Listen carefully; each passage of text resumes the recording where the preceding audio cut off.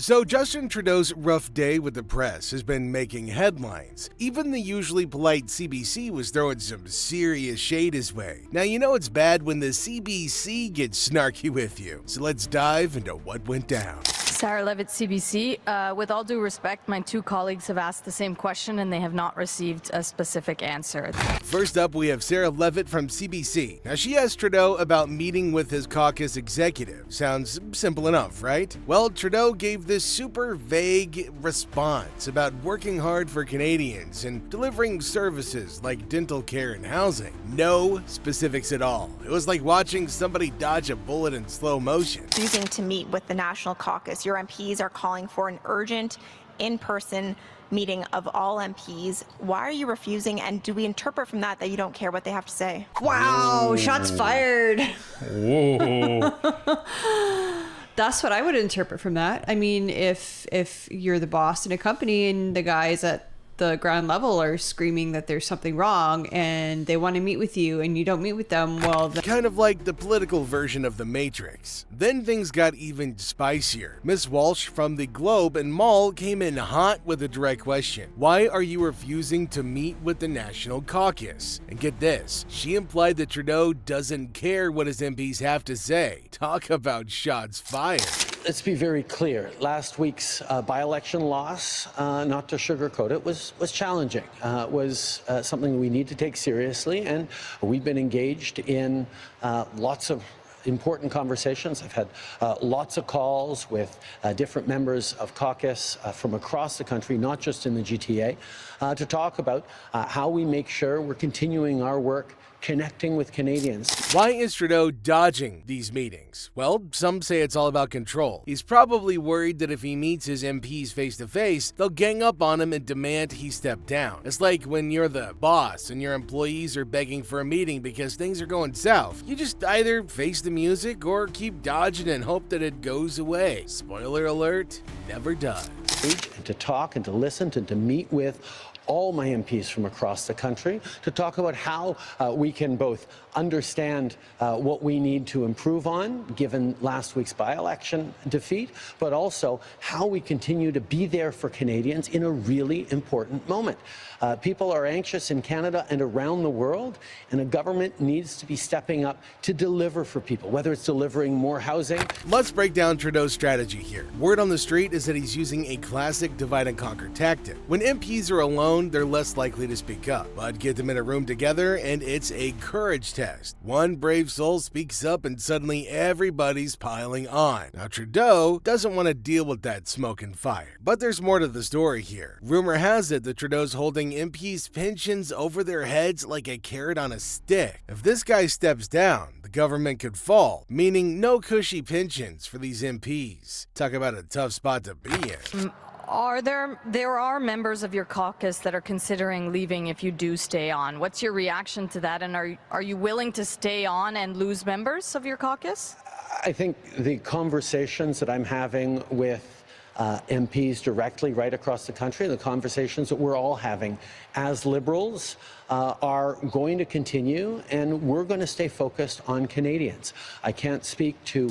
Justy Boy then tried to shift the focus back to the usual talking points. Housing, dental care, child care, you name it. But here's the real kicker. If these were really the things that Canadians cared so much about, why did they lose the by-election so badly? It's like he's saying, hey, we're doing great things, guys. While the voters are like, yeah, bro, no thanks. Not received a specific answer. The question is, will you hold a national in-person caucus with your party, with the MPs? As I've said, I will continue to engage and to talk and to listen and to meet with all my MPs from across the country to talk about how we can both understand what we need to improve on, given last week's by-election defeat, but also... And let's not forget, Trudeau's been dodging this caucus meeting ever since the election loss. If he had just called the meeting right after, he might have earned a little bit of respect. But no, he's been playing hide and seek, making him look weak and out of touch with his party. You're a Liberal or a Conservative in Canada. Voters tend to give Prime Ministers, or have always given Prime Ministers in the last 100+ years, the door after 9 or 10 years. Why do you think you're different? Oh, beautiful. But I'm daddy's special boy. That's why I'm different. I'm the golden child. Yeah. Those of you who may have a narcissist in your family, or maybe you know one, you know that there's always a golden child and they think they can do. So, what's the takeaway here? Trudeau's facing a major leadership challenge, his MPs are frustrated, the media's on his case, and Canadians are losing patience. What is this, the United States version 2.0? Meanwhile, the Conservative Party is just sitting back, popping popcorn and watching the drama unfold. I have never seen, the sticker that I saw yesterday in downtown Toronto running through the city with F. Trudeau on the back of a pickup truck. Flags with your name and the middle finger raised. Yeah. Why don't people like you?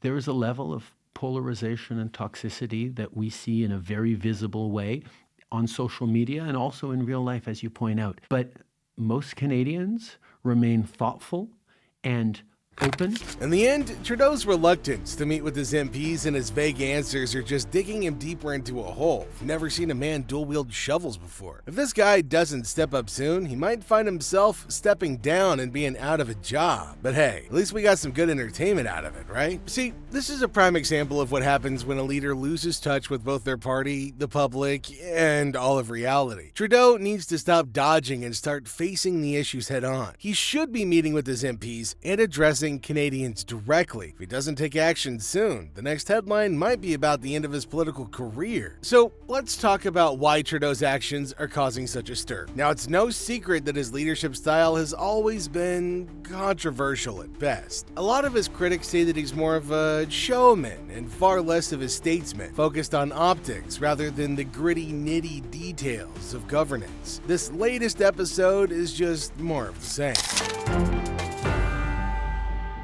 Why is it that every time he mentions the middle class, they get poor? He wants to tax doctors away when we have a doctor shortage. He wants to tax farmers when we have a food price crisis. Mr. Speaker, isn't this the definition of insanity? Is economic wackoness. MPs knowingly worked with foreign governments to undermine Canada. Will the Prime Minister release the names? Who are they? When he talks about working hard for Canadians, remember, these aren't just empty words. His government has introduced several key policies aimed at improving lives, like the Canadian Child Benefit, National Housing Strategy, and the recent dental care plan. But the problem is that the gap between what he says and what he does. Ooh, it's a Canadian version of the Grand Canyon. The by-election loss was kind of a big deal, and it's more than just losing a seat. It shows the public's waning confidence in his leadership. Voters want more than just promises. They want real results and genuine engagement. Foreign state.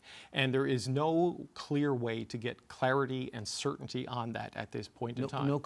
I just laid out that the Foreign Inquiry Commission has agreed today, and they announced it, that they're going to be weighing in on it. And that is a very clear way to give answers to Canadians on what can be shared, what level of alarm people should have on this. But individual MPs who may be compromised is what I'm speaking. Trudeau dodging the National Caucus meeting is a huge missed opportunity. By not meeting with his MPs, he's avoiding criticism, but is also missing out on valuable feedback. Leadership isn't just about making top-down decisions. It's about listening and incorporating diverse perspectives. Rumors about him using MP pensions as a leverage tool add another layer to this whole mess. Now, if true, it shows a leader using financial incentives to maintain control, which might work short-term, but risks long-term resentment and distrust. This particular member of parliament has been compromised by a foreign state. The inquiry will do the work that is necessary to ensure that our democracy is kept safe and that the right processes are followed. It doesn't necessarily mean that they're going to find one way or another in terms of naming names. I think there are very real reasons why we should be trusting. Trudeau highlighting policy achievements while ignoring electoral setbacks shows a disconnect with political reality. Leaders need to balance their accomplishments with an honest assessment of their failures to regain trust. The media's role in the drama is also crucial here. They're the watchdog of democracy, and their tough questioning reminds us that public officials are accountable to the people. Trudeau's evasive responses only fueled their determination to to get to the truth. And let's not forget the Conservative Party's reaction. They're clearly enjoying the spectacle, and why wouldn't they be? Trudeau's troubles give them an advantage, highlighting the weaknesses in his leadership. But remember, in politics, fortunes can change and often do change rather quickly. Today's spectacle could become their challenge if they don't capitalize on the situation effectively. But suddenly say, oh yeah, no, but we don't want to ask those who've done really well in this economy to make a little less so that those who are struggling can do better. Is I think untenable. Okay, so it's about a $20 billion revenue take from the capital gains inclusion increase over the next 4 or 5 years, if I remember it correctly. The housing plan that you talked about, we've got the first steps on pharmacare. There's the dental rollout. There's still a deficit on the books of between 40 and 50. As we watch this drama unfold, remember the ultimate goal should be effective governance. Whether it's Trudeau or any other leader, the focus should be on addressing real issues that affect real Canadians' lives. Political games and media spectacles might be entertaining, but they shouldn't overshadow the importance of good governance and solid public service.